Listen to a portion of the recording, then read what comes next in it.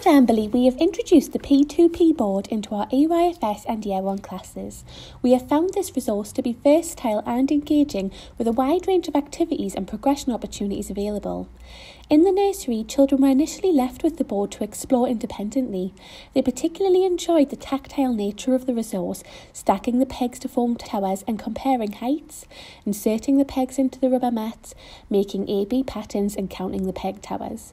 This is a lovely resource to support their fine motor development and develop their math skills.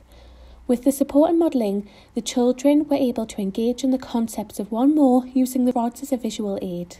This developed their understanding of how numbers can be made up of smaller numbers by placing the rods on top of each other. For example, one child said, "I've got 5, I used a 2 and a 3. In reception, the children have also been creating AAB patterns and exploring number bonds, trying to find as many ways as possible to make numbers. They did this by layering rods on top of other rods, representing the numbers they were trying to find. They showed lots of resilience looking for number bonds and enjoyed the challenge of making the number with 2 rods. It is easy to see how this resource will be invaluable based on the guidance from New Development Matters document that states children in reception will be learning to explore composition numbers to 10 and automatic recall number bonds for numbers 0 to 10.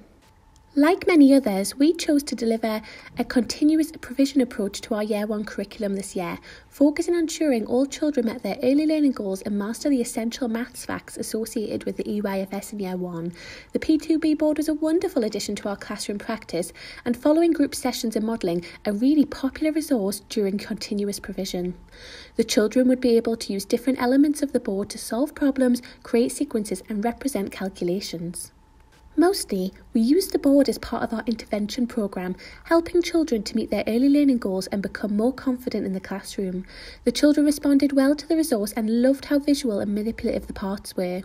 We also found that because the board could be used in multiple ways, all children were able to find a method that worked for them. For example, when exploring number bonds to 10, many children enjoyed using the coloured bamboo rods to add 2 pieces together to complete 10 and identifying the number bond.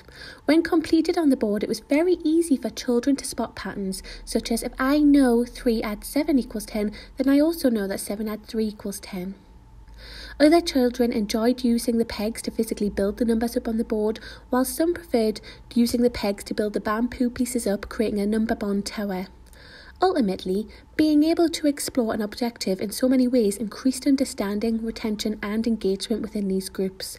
We also found that children were much more confident to try new methods and engage with the new learning, as the board was already a familiar resource to them and they felt confident using this.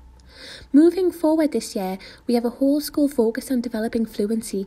In Key Stage 1, we'll be focusing on teaching children key addition facts that we want them to be able to recall by memory or by using a strategy other than counting.